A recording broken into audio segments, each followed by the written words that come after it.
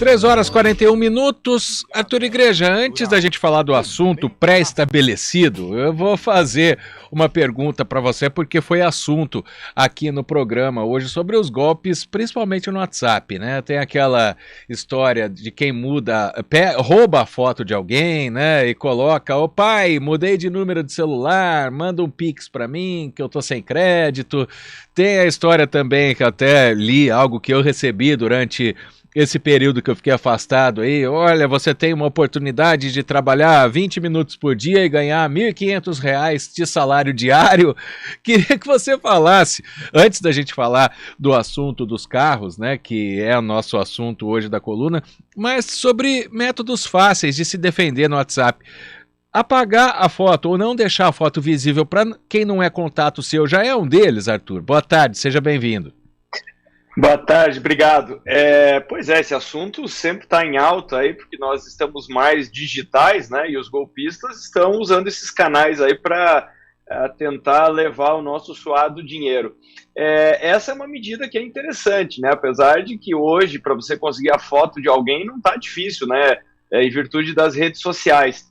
Então, mas é uma medida que já ajuda. O que ajuda principalmente é você ter aquelas autenticações de 2 etapas, 2 fatores. Ou seja, para que alguém consiga recuperar a senha, para você validar a sua identidade, que você faça isso com 2 etapas, seja através de SMS ou até aplicativo de segurança, né, que é como um gerador de token, e ter muito cuidado, né, se não for necessário você ter a tua rede social aberta, tem que ponderar um pouco isso, porque é um risco, né, então se você de repente não trabalha com isso, enfim. E todos esses cuidados, principalmente com links, né? Então, a maior parte dos golpes, eles são aplicados pelo WhatsApp, mas também através do que a gente chama de phishing, né? Ou seja, a pessoa, ela acessa um perfil que é falso no Instagram, uma conta clonada. Isso está acontecendo muito com restaurantes, com lojas, e aí passam a oferecer ofertas que não existem, ou aquela velha história, né? Olha, tem um amigo que está vendendo uma geladeira, está vendendo um fogão, ou um perfil que começa a anunciar: pessoal, vou me mudar e estou vendendo esses itens. E aí a pessoa acaba fazendo um Pix lá como sinal de negócio ou pagando o item, para só depois descobrir que está falando com uma conta que foi roubada, né? Então, a minha dica sempre tem que ter muita calma na hora de usar essas ferramentas. Quando alguém te pede uma transferência, quando alguém manda uma mensagem como essa, liga para a pessoa, para validar a identidade dela. É uma coisa que eu sempre faço. Então, tempos atrás eu tinha que falar com a pessoa que faz a gestão da minha conta bancária. Ela tinha alguns dias antes colocado: olha, caí num golpe, não sei o quê. Eu precisava falar com ela. O que eu fiz foi que eu liguei, né, para dizer o seguinte: olha, é você mesmo? Só queria me certificar de que eu estou falando com a pessoa certa. Então, acho que são pequenos cuidados, pequenas dicas, mas que ajudam bastante. Sem dúvida. Bom, Arthur, agora a gente vai falar do assunto da coluna de hoje, que são os carros elétricos, né? A gente está vendo um crescimento na oferta, não sei se na procura, porque eles ainda aqui no Brasil pelo menos são muito caros, né? Os carros elétricos ou então híbridos, e também o crescimento da energia fotovoltaica, que é a que faz esses veículos andarem, né? Como é que está esse mercado? Dá para pensar numa inserção aqui no mercado brasileiro rapidamente, ou vai ter muitos anos ainda para chegar a isso? Na verdade, isso está se acelerando, né? Assim como qualquer assunto que tem a ver com tecnologia, parece que não está acontecendo nada e de repente a coisa começa a ganhar tração.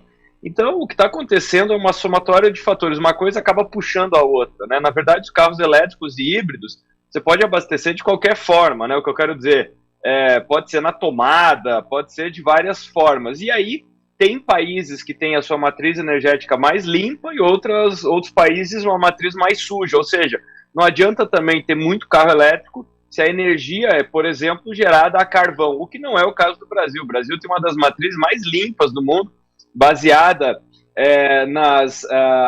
enfim, energia. Hoje tem muito fotovoltaica, muita energia eólica no Brasil, mas principalmente energia hídrica, né, das nossas hidroelétricas. Então, se o Brasil combinar essas duas coisas, tem um potencial fabuloso. Claro que o custo ainda é um impeditivo. Agora, de toda forma, o que está acontecendo é o seguinte: principalmente para frotistas, para as empresas, essa história está começando a ficar interessante pelo seguinte: apesar de custar muito, existe uma variável chamada Total Ownership Cost. Isso em bom português é o seguinte, é o custo total de você ter um item, ou seja, os carros elétricos, eles custam mais em todo lugar do mundo. Só que o que está começando a acontecer é o seguinte, especialmente, por exemplo, nos Estados Unidos. Então, o mesmo modelo, pegando aqui uma fabricante que ela tem o mesmíssimo carro elétrico ou com combustível fóssil.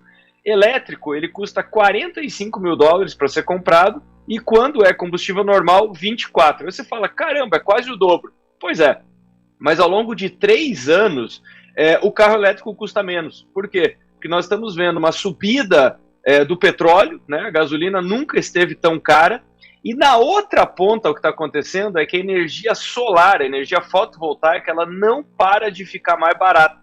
Então é por isso que nos últimos anos nós tivemos aqui no Brasil, para exemplificar, 12 gigawatts de energia distribuída e 53% dessa energia está na casa das pessoas. Então o que está começando a acontecer é o seguinte, no primeiro momento as pessoas instalam os painéis para reduzir a sua conta de energia elétrica, só que num segundo momento ela já começa a fazer conta, que é o seguinte, já que ela gera a sua própria energia, de repente faz sentido ela ter um carro híbrido para pelo menos rodar 50, 80, 100 quilômetros, que na verdade acaba cobrindo grande parte dos deslocamentos urbanos, e aí se ela for fazer uma viagem mais longa, ela faz uma combinação então da parte elétrica com a parte do combustível tradicional. Então são movimentos lentos, mas que estão se acelerando, e é por isso que o híbrido aqui no Brasil deve ser dominante por um tempo, porque se até a Fórmula 1 está passando por essa fase híbrida, né? Ou seja, tem uma parte do